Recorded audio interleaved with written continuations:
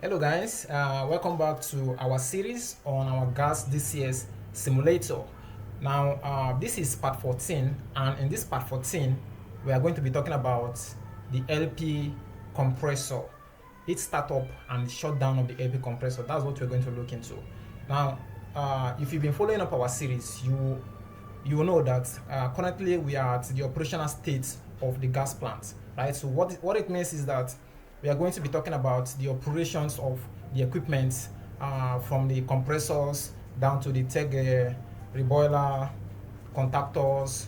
We'll go to the regeneration units, we'll go to all the towers, and then we explain how all these the components, how they work and how they operate. All right. Now in the part 14, like I said, we are looking at the LP compressor.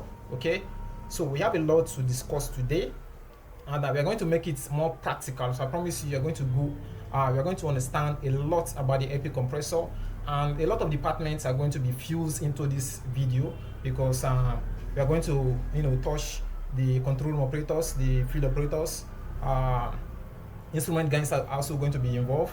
We are going to be talking about safety. Okay, so if there's a trip, what are the safety implications of it? We are going to talk about the MOC, management of change, in terms of trip, in terms of if you want to change anything on the compressor. So we have a whole lot to discuss, and it's going to be a bit concise, maybe 1 hour or 1 hour 20 minutes. We are going to be done with this video. So if you're joining us, and then if you're following up with this video, let's dive into this. All right. So like I mentioned, the part 14 of this video is LP compressor, the startup and the shutdown, right? So what we do here is we are going to explain the sequence of the procedures and the sequence of the startup. Then we'll get to the shutdown, and then we'll look at trip. If the compressor is running and there is a trip, how do we approach it? Okay, then we'll go to the management of change. So all these are going to be discussed here. So first of all, let's start. And don't forget that we are also going to use our simulator, which is what we're seeing here. We are going to use our simulator here to try to do a practical simulation for you to see when we are explaining what is going on. So let's go over to the PowerPoint. So startup procedure. All right. So the step one is before you start up your plant, you gather your workers, the control room operators, field operators. You guys carry out a pep talk. Draw the map, the timing, and everything. Then after that, we can now come down to our step one, which is to confirm the transmitters. Okay, so the control room operators liaise with the instrument guys and the field operators to confirm that the transmitters are working perfectly. What it means is that you confirm that the values on the transmitters are giving accurate reading, right? We are not getting let's say we are supposed to have a pressure of 2 bar, and you're seeing a pressure of about 500 bar. You know that there's a problem there.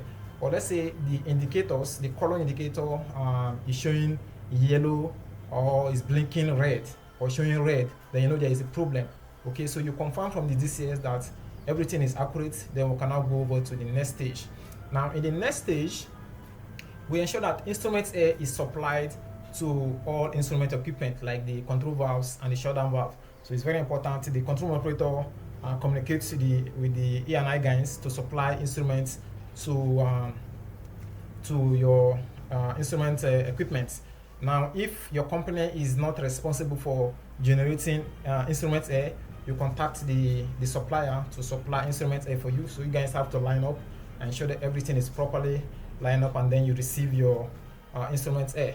So the next is you also liaise with the with instrument guys and the field operators to carry out what you call stroking. Now, stroking of the instruments is an activity that you carry out to ensure that your control valves, your shutdown valves are working perfectly. What I mean is that when you give a command for the control valve, for the shutdown valve to open, the time it takes to open, is it lagging? Is it opening according to the set the time? Is there a delay, right? And also you open, like for the control valves, you open the valves in different opening range and confirm from the field if everything is okay. So you open the valve to 10%, you communicate with your instrument guys and your field operators if the valve is open 10%, you open 50%. You do that until you ensure that all the control valves, all the instruments equipment are working perfectly, right? Now if you're done with this stage, we can now go to the next stage. Now in the next stage, we need to now receive gas from our gas supplier. Okay, so if the gas supply is within, if you guys have the capacity, you have a well, and then from the well to manifolds, and to your third stage separator. Of course, you know that the gas coming out from a well has high pressure. Now from the high pressure, it gets to your first stage separator, which is a high HP separator, the high pressure gases, and then second stage, and then third stage. Now at the third stage separator, the pressure of the gas is a bit low. That is where we have our LP gas, low pressure gas. Okay, so the gas from there is now routed down to our inlet separator. Okay, now if your company is not responsible for the supply of gas, if you're taking it from a different company, it means you communicate to your field operators to line up your battery limits and then ensure that everything is lined up. You communicate to the company and then you give them the go ahead to start giving you your gas. Now let's go over to our simulator. So what I mean is, this is our tab for the inlet gas, for the LP inlet gas. Now what we have here is we have inlet separator. Now what this separator will do is, peradventure the gas coming has some liquid, although we know we have a separator, the third stage separator that is supposed to separate liquid from the gas, but there is going to be liquid carryover to the gas coming into your plant. And in fact, sometimes the distance that the gas is traveling will also accumulate liquid inside, so we need to separate the liquid from the gas. All right, so what the inlet separator will do is to help to separate the liquid from the gas, and also we have what we call the blow case that will help you to push your liquid down to your drain vessel. Okay, so this blow case is going to be functioning just like let's say a pump. Now we don't need a pump here, but you need something that will pressurize the liquid to move at a particular distance. So that's how we have what we call the blow case here. So the blow case will utilize what we call the fuel gas. So the fuel gas is just going to pressurize the liquid and then push it out. Okay, so that is what is going to happen here. Now there is a sequence here. We have a lot of shutdown valves here, so we have a program sequence that I'm going to show you later on. Okay, so the first thing is to line up our inlet. So here we have a shutdown valve here, so we can just open this shutdown valve. Yeah, so first of all, we are not receiving gas yet. We just did our lineup, and at this other part we have our compressors, right? So we have two compressors. We have A and B, right? So one of the compressor has a capacity to accumulate all the gas that will be supplied to your LP supply. Okay, now let's say we are receiving about 2 million scoff of gas per day. One of these compressors is supposed to be able to to compress that amount of gas. But then we have a second one that is supposed to be on standby. Peradventure we have any issue on this other compressor, then we switch to the other one. But although we can also operate the both of them, we share the load for the both of them to operate simultaneously if we want to do that. All right, so let's go over to, let's see the next step. So here, don't forget to ensure that the internal pressure build up in this suction LP separator to about 1.5 bar gauge. So depending on your SOP, you build up the pressure for what you want. So what I mean here is that here, as you can see, we have a pressure gauge here, pressure transmitter here. So if we start supplying gas to our plant, you see the pressure is going up. Now we need to build up the pressure with a particular level, and then we pause for some time. So you ensure that the field operators are monitoring, and also the control rooms, they're monitoring the pressure of the gas coming in, because don't forget our compressor is not lined up yet. So we just have gas coming in, filling up this line. And also when the pressure gets to a particular pressure, we can start sending part of the gas to our flare header to maintain the pressure. Okay, so here we have about 0.12 MPa, so we can pause it for now. Now in terms of the real plants, you can use your bypass, open it to maintain or stabilize the pressure here first of all. So we move forward and see the next stage. So in step 5, we try to establish what we call minimum suction pressure, right? So each compressor has a minimum suction pressure needed before it can start, right? For example, for LP compressor, we can talk about 1.5 bar gauge or thereabout. 1 bar gauge, 1.5 bar gauge, depending on the design and your standard operating procedure based on experience. Okay, so you do that. So the next is to line up the compressor. So what you now do is we open the upstream and downstream valves on the compressor. So what I mean is that let's go over to the compressor. All right, so the first thing you're going to do to line up here is, you see, let's use the B. So we have the downstream, and then we have the upstream valves. So we line up these shutdown valves, we open them, and then let's go over to the next step.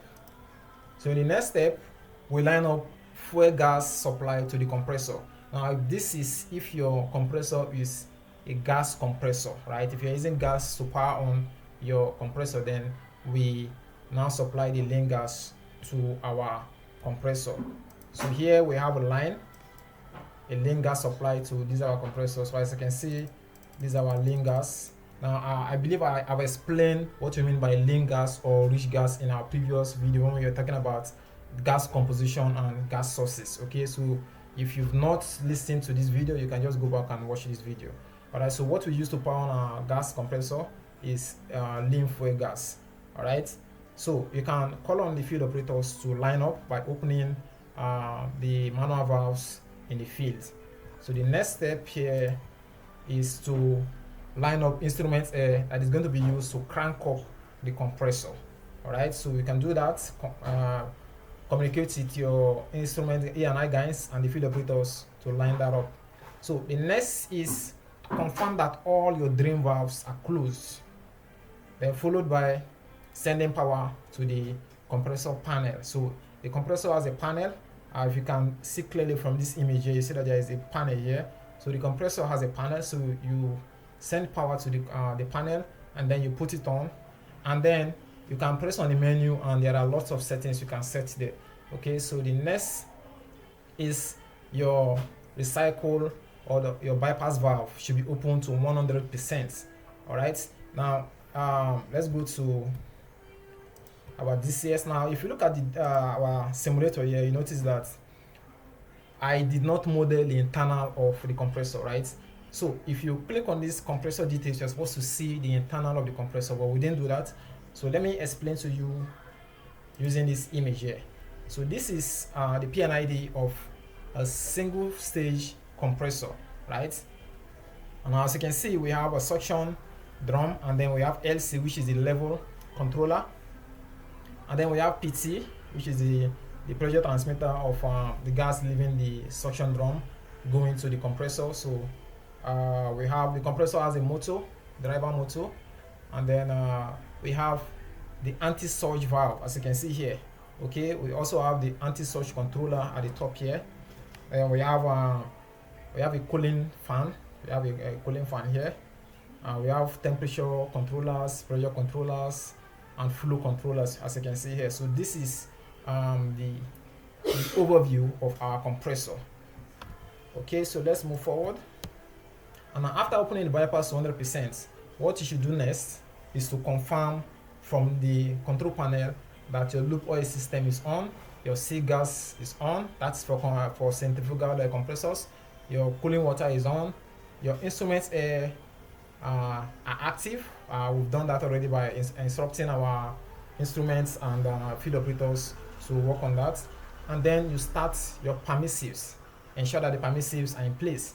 Now what do we mean by permissives? Okay, so here let's look at this. Now the permissive, these are instructions, these are logics, right, that are programmed for the compressor to follow to ensure that they are all okay before the compressor can actually start up. All right, so the instructions are: number one here, the suction pressure should be above the minimum, suction temperature should be acceptable. Knockout drum liquid level should be normal. The anti-surge, I think I've shown us the knockout drum here. You see the level here, it should be normal because we don't want carryover of liquid, to the compressor.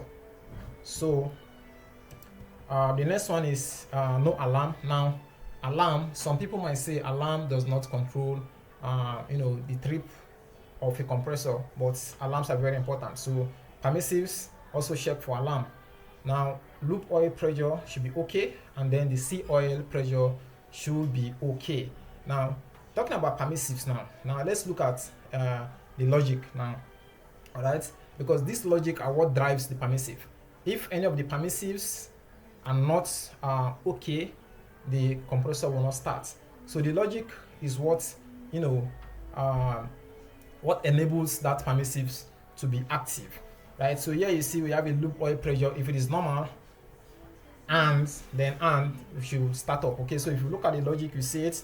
If the loop temperature is normal, then if the anti-surge valve is normal, if the inlet flow control valve is open, now all these should be okay before the compressor can start up, right? And then at the bottom part, you see this one on red. Now, if all these are active, then the shutdown valve should be the compressor should be shut down. Okay, you can also see if you press the emergency shutdown button, the compressor is going to shut down. If there is a surge in the compressor, then it should be shut down. So these are logic that needs to be followed before the compressor can actually start up. All right, so the next step 13, is for you to just press on the start button. So if you press on the start button, now don't forget this is going to be active if all the permissives and the logic are in place. Okay, now once you press on the control button, the start button, what is going to happen is that there's going to be a slow reduction in the cycle, and the load of the compressor is going to start going up gradually. So the gradual close of the anti-surge bypass valve, and the gases are going to be allowed to flow into the discharge system, and also we're going to stabilize our discharge pressure and optimize the capacity. So like we've mentioned before, we have a minimum suction pressure that we maintain earlier on, but then once the compressor starts up, we are going to start optimizing the capacity gradually to get to the maximum capacity. Okay, now let's look at the sequence. Okay, so once you press the start button, a lot of things are going to start happening sequentially. So the first thing is purging. Now the purging, what will happen here is that purging is going to ensure that the suction pressure is greater than or equal to the purge permissible pressure. And once this is allowed, it's going to go to the next stage. Now, why is this done? It's done to prevent explosion, to remove oxygen, ensure that only clean inert gas or clean process gases is present. Okay, so this is why the sequence is that purging is going to occur so that it can clean the internal of the compressor and ensure that only clean process gas will be present. So the next is blow down. So blow down will be done to ensure the suction pressure is below the blow down required set point. So there is a set point that we need to go below. So blow down is going to enable us to do that. Now blow down ensures the compressor starts with zero internal pressure. Why does this matter? To prevent starting against pressure, which is a high torque load. Ensure the anti-surge valve start opening fully. So the next sequence is the preloop cycle. Now here, the compressor will be monitored by the controller to ensure it meets its preloop pressure permissible set points. So there's a set point that the pressure of the loop oil has to meet before we can go to the next sequence. Now the loop oil pump starts running before the compressor rotor starts turning. So if this permissive is not accepted, it means the rotor will not start running. So this has to be permitted before the rotor will start running. Now what happens here is that the loop oil pump is going to turn on. Oil pressure will build up to a required level from about 1.5 bar to about 2.5 bar gauge. Oil temperature stabilize. The control system will check if the loop oil pressure is okay. Differential pressure across filters are okay, the loop oil tank level is okay, and the temperature within range, right? Now this ensures that all the bearings are properly lubricated before the rotation. Now pre-lube typically runs from 20 to 60 seconds before allowing the shaft to rotate. So the next sequence is utility fan cooler energizing and power on, right? Now when compression takes place, there's going to be a temperature build-up in the compressor before the discharge of the gases, right? So we need something that is going to cool them down before it can be discharged, right? So how does this happen? Now, if you remember your thermodynamics under polytropic systems, you know that temperature, your T2, I think T2 is equal to T1 into P2 or P1 raised to power n divided by n minus 1. So this tells you that if you get all these parameters and then you sum it up, you understand that temperature is going to increase. So let me use a practical example. If you have something like this, right, about 1,000 of this can fill up a room. Let's say about 1,000 of this can fill up a room. But by the time you compress this, right, 10,000 of this can actually fill up that same room, right? Now, if you compress this and then it is pushed down to a discharge pipe, what's going to happen is that when they start expanding, they start rubbing each other and generating heat, right? So that's heat. We have a lot of them, so the temperature is going to start increasing, and with that we need a cooler. So we need a fan cooler, and this is why the fan cooler is very important. So without the fan cooler, the compressor is not going to turn on, because you can't start sending out hot gases to a line that will erupt, right? So these steps prepares the cooling system before the compressor is loaded. What happens here is that the air fin coolers should be on, the cooling water pumps is going to be on, the cooling fan reach minimum RPM, temperature controls valves active. Now this will stabilize your discharge gas once compression begins.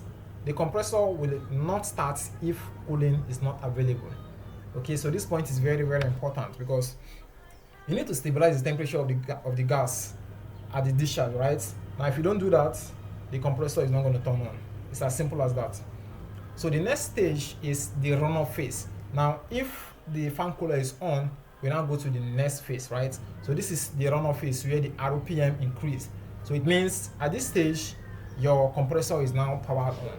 So what happens? The RPM, revolution of the compressor, will start going up gradually. Like I said, after all the permissives are satisfied, the engine will start and the RPM will increase.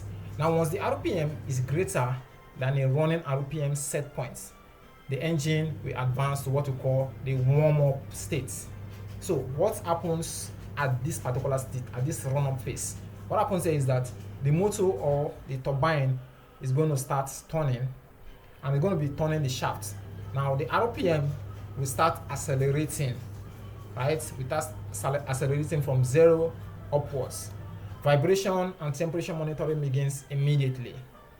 Anti-surge valve remains fully open, while the suction and discharge valves remain closed. We are talking about the suction and discharge valve of the compressor itself, not the entire compressor package, okay? So the speed is going to ram smoothly, usually controlled automatically to avoid shock. So let's go to the warm-up state now. So at the warm-up state, once the compressor reaches the minimum RPM or the warm-up timer expires, the sequence will advance to compressor oil temperature load permissive state. What happens here is that the rotor warm-up, casing expands thermally, there is the clearance stabilized, and the loop oil temperature reaches operating range. Now the sea gas pressure also balances here. Okay, so the warm-up state takes about 30 to 120 seconds. 120 seconds. This will help to prevent rotor rubbing due to uneven thermal expansion. So the next is the load permissible state. So load permissive state is this is where like all the permissives are checked, right? So we want to start receiving load to the compressor. You know, the compressor is running already. We need to start receiving load so that we can compress and then send it out at the discharge. So we need a permission. We need a permission. We need to check for all the permission before we can start doing that. So here we're going to check for the suction pressure and ensure that it's above the minimum. We're going to check for the suction temperature if it is acceptable. We'll check for the knockout drum liquid level. We'll check for the anti-surge valve if it is open. We'll check for alarms. We'll check for loop oil. We'll check all the permissives, and then we are ready to start loading. If all of them are acceptable, then we are ready to start loading. Now, if any of these conditions fails, if any of them fails, the machine remains running, but not allowed to take in load. So only when all checks pass, that's when load permissive is granted. So after this permissive load, we now go to the next, which is the RAM state. The RAM states, now as at this moment, the rotor is moving, we are receiving load at a gradual rate, so we need to ram up the speed of the load, right? So once the permissive is granted, the compressor increases RPM towards the design speed. Now here, the anti-surge valve begins to reposition, meaning begins to close gradually, okay? So the suction valve starts opening gradually, the discharge check valve remains to open. All right, now at this state now, what's happening here is we are at what we call the compression stroke, right? So we have three different kind of strokes. We have the suction stroke, we have the compression stroke, and then we have the discharge stroke. So the suction stroke is when we start receiving our load. So what happens is that the piston is going to move backwards. Now when the piston moves backward, the suction valve is going to open to allow allow gas to come in, and once the gas comes in, it's going to compress. Now don't forget, the discharge valve is still closed. This is where we are. So after compressing, we need to open our discharge valve. So we'll get to that. Now this is control RAM to avoid surge. So the next is the rated RPM. So this is when we've gotten to the maximum or operating speed. So we're having a RPM of about 4,000, 5,000, or 6,000 RPM. So what happens is the shaft is fully stable, the bearing and sails are in stable condition, and all auxiliaries are running. Anti-surge is still partially open to protect the machine. Now the machine is now ready to start accepting load. All right, so finally we've got into the load state. So the load state is when we start having our loads, so the suction and the discharge valves will start opening and closing intermittently at a very fast pace, right, for us to get our gases compressed to increase our pressure. Okay, so finally the compressor begins actual compression. So this is the compression. What happens there is that the suction valve will open, the compressor starts pulling gas from the suction drum, suction pressure drops slightly and stabilizes. The discharge valve is going to open here because we've gotten to the discharge stroke, right? So the check valve opens if there's a check valve after the discharge valve. Now the gas begins flowing into the discharge header. Discharge pressure is going to start increasing and gets to the set points. The anti-surge valve is going to gradually start closing, right? And then the compressor is going to be fully online. So at this stage, the compressor is fully online. All right, so now that we've explained the various procedures and the sequence of our startup, let's go over to our DCS simulator. So here we continue taking our load. So let's continue taking in our load. Okay, now I have just turned on the auto mode for our inlet separator and then our blow case. So what happens here is that we have sequence, we have shutdown valves here that they will intermittently, they will open and close depending on the level. So if the level here for the inlet separator gets to about 70%, automatically this is our shutdown valve XV3 310C is going to open, and now when it opens, the liquid level is going to drop, and then the blow case level is going to start building up. Now if it builds up to a particular level, or if the level of the inlet separator drops to about, let's say, 400 millimeter or below 400 millimeter, this valve is going to close. And once this valve closes, this down here is going to open to drain out the level. Now once this is open, this is also going to open to allow fuel gas to enter and pressurize your liquid level inside the blow case to push it out to your drain tank. Okay, so let's wait for that to happen, and then we'll do that. Now it can happen automatically, and we can also do it manually in the sense that the control operator can, based on his discretion and experience, open this valve here just to drop the liquid level of the inlet separator, so that we don't get a carryover of liquid to our compressor. Okay, so let's go over to the compressor. So here you see we have the pressure here building up. Now here our pressure, our temperature, our flow rate, they are still 0. Okay, that's because the compressor is still powered off.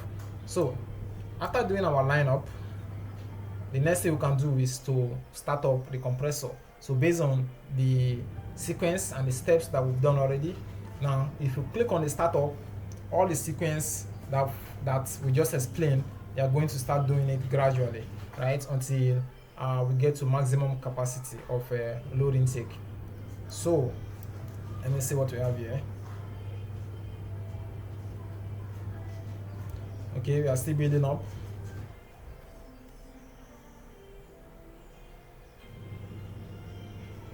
So currently the pressure we have here is more than our minimum suction pressure, so we can actually start up the compressor. So I come here and then I click on the startup. So I click on the start button to start it up. Okay, so as you can see, let's look at our pressure. Our discharge pressure is now building up, right? As you can see, even the flow rate is also building up. Temperature is going up. Definitely, if we compress, the temperature will go up. Although we have a compressor, a fan cooler inside here that is cooling the compressed gas. But again, the temperature is going to still go up here. Alright, so this is how to start up our compressor. So let's demonstrate this for us. The level is about 495 millimeter. Yeah, so that's about it's about 30% of the liquid level here. So if I let's manually do that. So if I click here, what happens is this level is going to start coming down. Now this is close, this is close.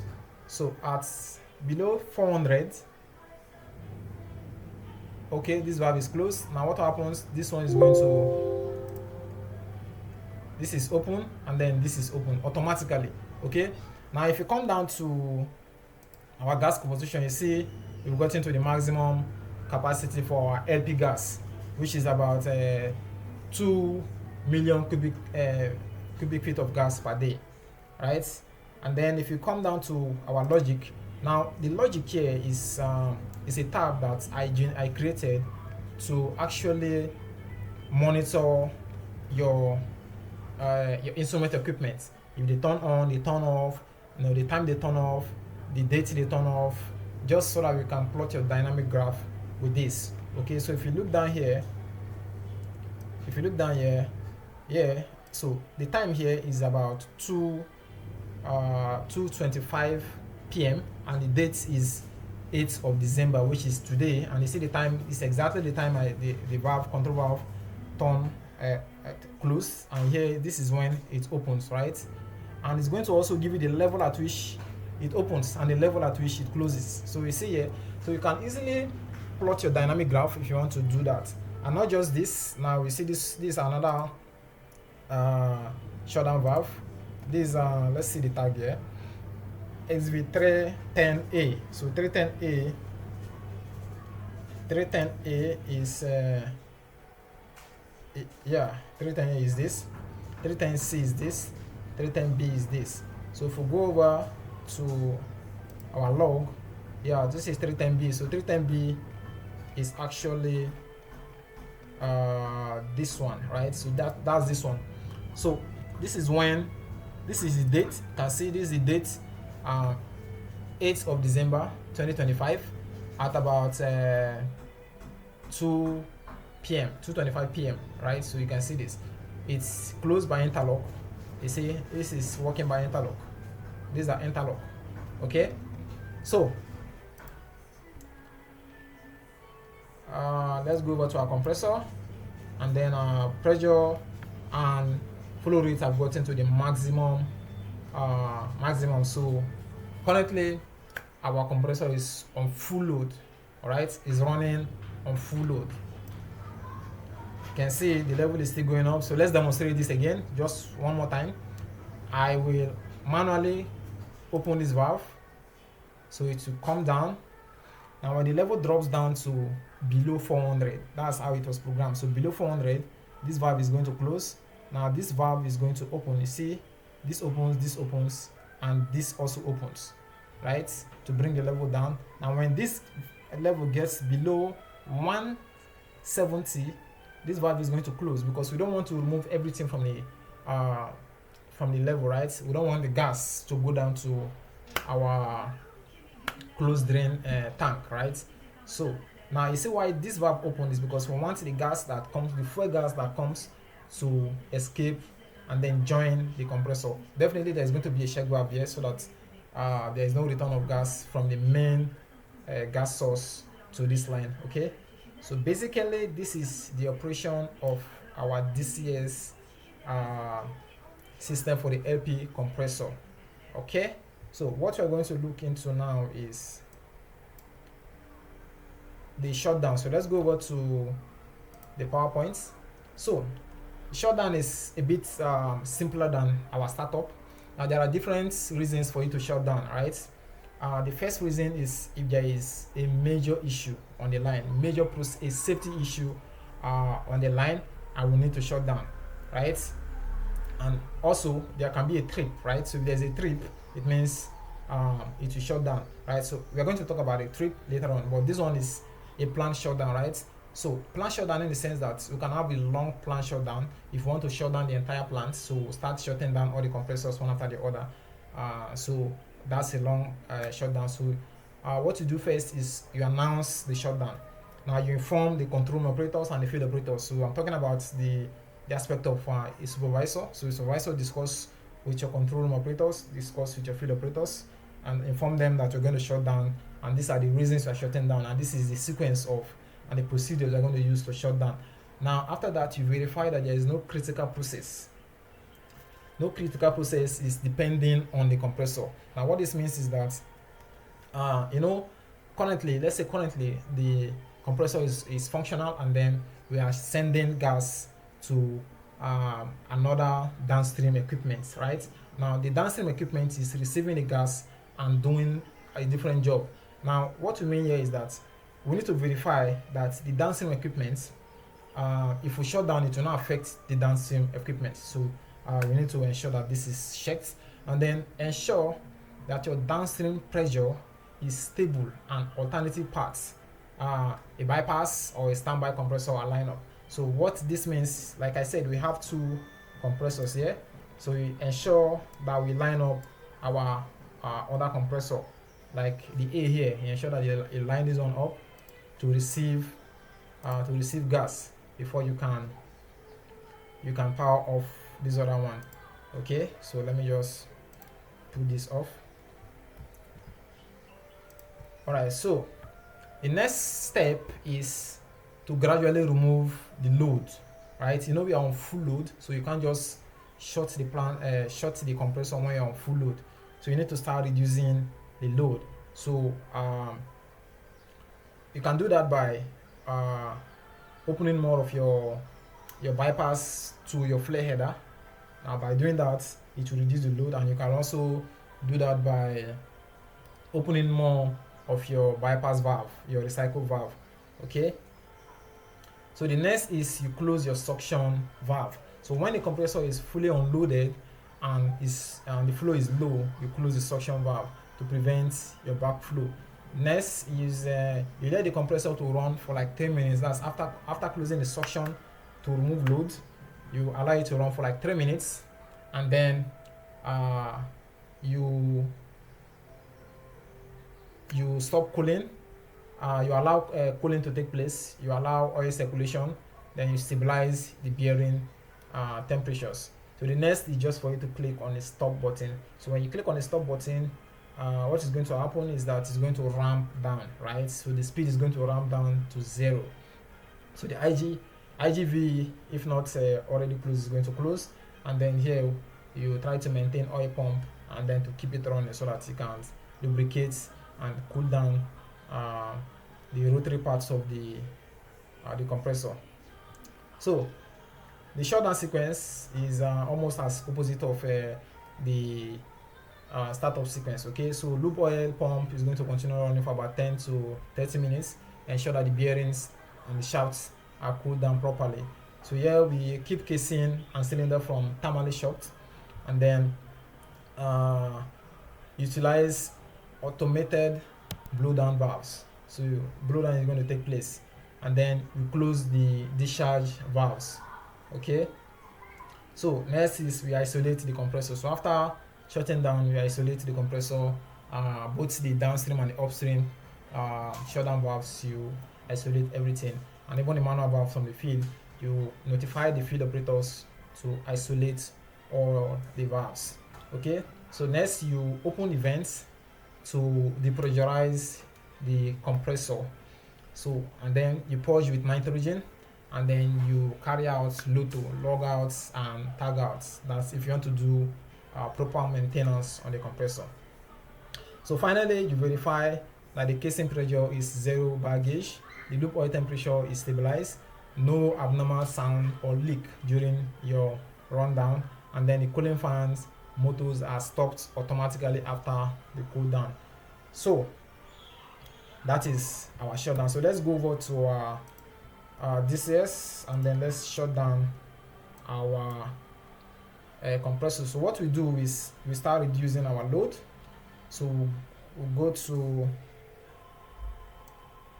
our inlets here, and we start reducing our load. So as you can see, we are reducing our load gradually.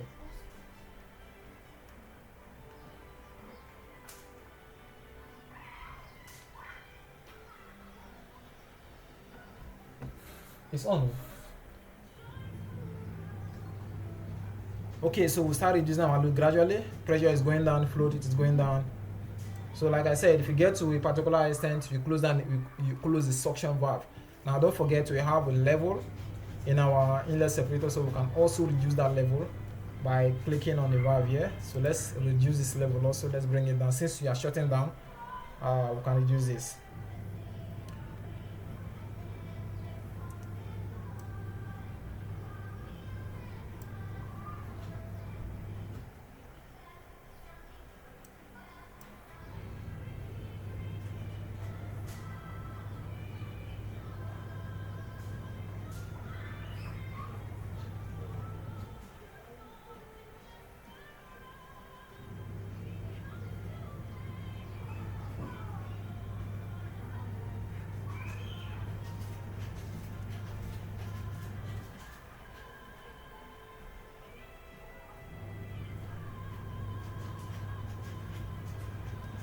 Okay, so we are still reducing the flow and also the pressure of our inlets.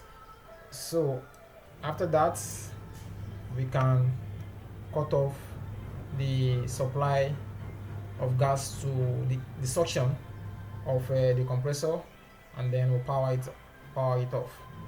Okay, so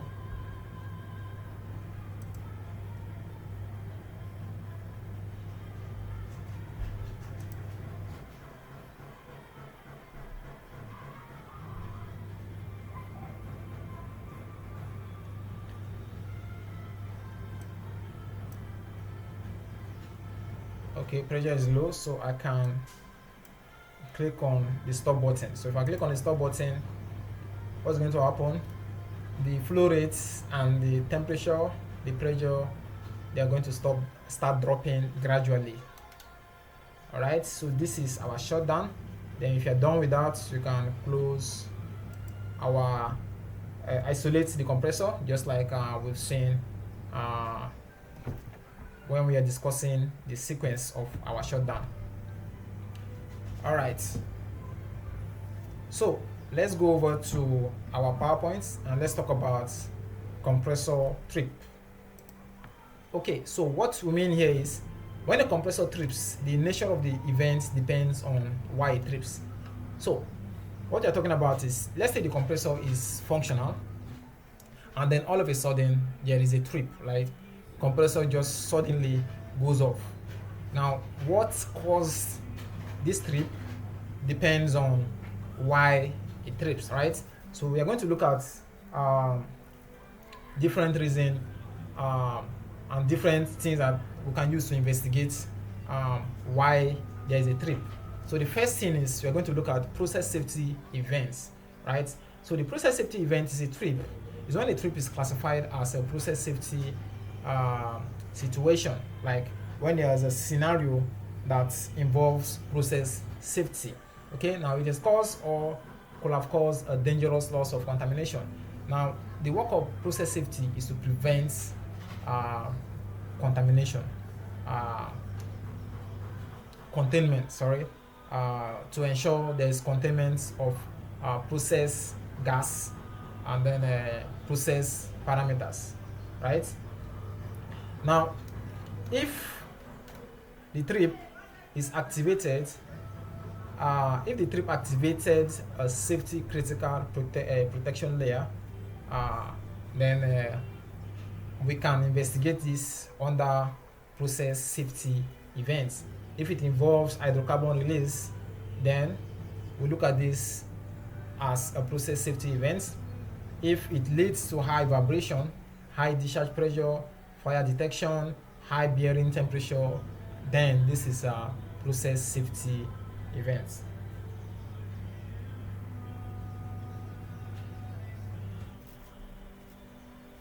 So if a compressor trip is classified as a process safety event when, one, it's caused or could have caused a dangerous loss of containment. What is meant is that if the containment in a compressor or a line has been breached, if there is a damage to it, then this is a process safety event. So it means we need the process safety guys to come and look at this scenario. Now if it is activated a safety critical protection layer, then we know that this is a process safety event, so we need the process safety guys to come and look at this. If it involves hydrocarbon release, if there is a scenario where there is a release of hydrocarbon to the atmosphere, then this is a process safety event. If it leads to high vibration, high discharge pressure, fire detection, high bearing temperature, then this is a process safety event. Now example of process safety events are high discharge pressure trip, preventing a pipeline over pressure, surge detection leading to anti-surge trip, high temperature protection, gas leak detectors, a trip that is caused by gas leak, then emergency shutdown causing compressor isolation and blowdown, fire and gas trip near compressor. So if this happens, then we know that this is a process safety event. Note, if the compressor trip is linked to a safety barrier activation, then it is a PSE, which is a process safety event. All right, so the number 2 is reliability events. So there are some events that will occur that are not process safety events. So those events will fall under reliability events. Okay, so asset and reliability guys, this is for you. So example of this is motor overload, right? Seal oil, low pressure, not high but low pressure. Utility failure, cooling water, instrument, if any of this happen, then we have a reliability issue. Mechanical failure is reliability, coupling and gearbox. Process upset, low suction pressure, no flow trip, then this is a reliability event. Nuisance, trip due to sensor failure. So sensor failure is a reliability event. So this actually applies when the compressor trip affects production uptime but does not pose safety risk, right? So these are reliability issues, and the asset and reliability guys, process guys, are going to deal with this scenario. All right, so the last one is cause and effect matrix. So cause and effect matrix is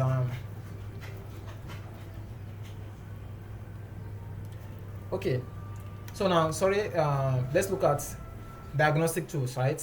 So during a compressor trip, 3 major diagnostic tools are utilized, okay? So if there's a trip, we need to diagnose, we need to look at cause and effect. So to look at the cause and effect, we have three tools that we can use to do that. So the first one is cause and effects metrics. So the cause and effect metrics, we ask questions like what parameters cause a trip, right?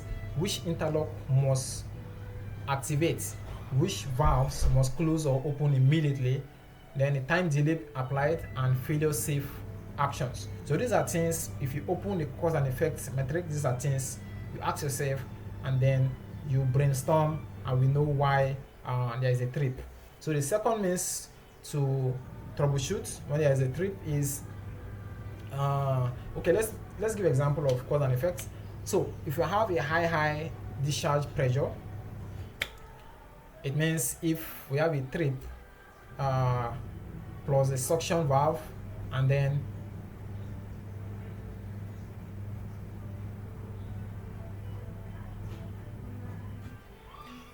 okay, so let's look at the example of cause and effect matrix.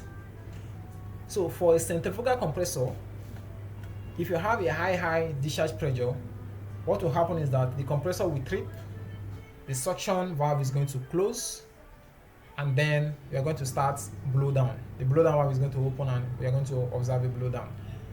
Also, we have a low seal oil pressure. So if you have a low seal oil pressure and then there is a trip, immediate trip, no delay, the compressor is going to trip immediately. Okay, if you have a surge detection, then we have a trip plus a recycle valve is going to fully open. Then if you have ESD, then we have a trip, isolation, and blow down. Okay, so after the trip, engineers are going to check the cause and effect matrix to confirm which cause fired. Okay, so the next is sequence of events, right? So sequence of events, this is the primary tool for determining the root cause of a trip for a compressor. So sequence of an event, this records milliseconds accurate timestamp events. So this is programmed to actually record all the events in milliseconds. Now it helps you to determine which event happened first, which signal caused the actual trip, whether the trip was a real process change or a sensor malfunction, whether overrides were active at that time. So with all the details you find from this sequence event, you can be able to identify what really caused the trip.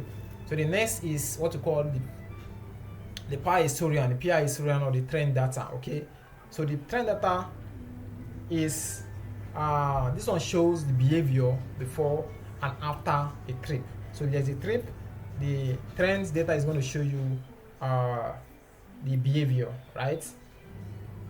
So the vibration rising, seal oil dropping, surge cycling, suction pressure collapsing, and the RPM fluctuation. This is going to show you everything. So with that, you can brainstorm and then understand why the trip occurred. All right, so finally, we are going to look at management of change for a compressor trip. So we have a compressor trip, and then we need to do some management of change, right? Whenever an operator or maintenance team wants to bypass, override, or change timing of any logic related to compressor protection, and MOC is mandatory, very, very mandatory. Okay, so let's look at all these terms we just mentioned. The override. So if there is operational override, like you want to bypass a surge trip temporarily, we need a management of change. If you want to disable low suction pressure trip during plant startup, then we need management of change. You need to evaluate, you need to check at the risks and know if this is going to affect any other activity. Forcing anti-surge valve to close manually. So if you want to do that, then you need the management of change. The next is maintenance override. So if you want to force blow down valve to close for it to test seals, you need management of change. If you want to suppress the vibration trip to run the compressor for testing, you need MOC. You want to take speed governor out of service during inspection, you need MOC. Then for logic, if you want to change the logic, like time delay change, example is increasing seal oil, low pressure, delay from 2 seconds to 5 seconds, you need management of change. If you want to, change the sequence, the order of shutdown valves, then you need management of change. You want to modify permissives, example, allowing startup with low cooling water, then you need management of change. So why is management of change critical? Why is this critical? Now this is critical because it ensures no protection layer is weakened. It ensures that the risk assessment is carried out, like hazard, looper, impact. It ensures that we prevent accidental disabling of safety interlocks, and it also ensures that we maintain legal and we meet up with legal and regulatory compliance. So finally, what MOC documents includes? Okay, so what do you include in the MOC document when you are carrying out MOC? So description of the change, risk evaluation, affected safety systems like ESD, fire and gas, and trips. Duration of the overrides is going to be there. Monitoring frequency during overrides is going to be there. Then this MOC has to be approved by the operations manager, process safety guys, maintenance guys, and the HSC department. So all these units work in conjunction with the process safety units to carry out the MOC, and then everything is done. So this is, let's go back to our simulator. All right, so we are 0 pressure and everything is now 0. Okay, so we can close our valve here. All right.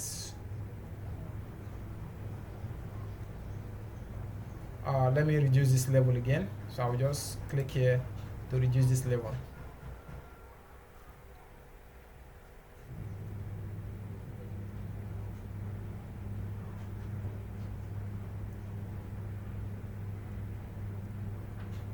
Okay. All right, so this is the end of our video on LP compressor startup shutdown, talking about trips and also talking about MOC. So I will see you in the next video. We have MP compressor, and then we also have HP compressor. Now we're going to talk about the HP compressor. Why? Because the HP compressors, we have 4 compressors, and each of these compressor is 2-stage compressor, right? So we have double stage compressor here. So we're going to talk about the double stage compression in the next video. Then from there we can go over to our TEG contactor and our TEG reboiler. So that is our next video. All right, so thank you guys for watching. See you in the next video.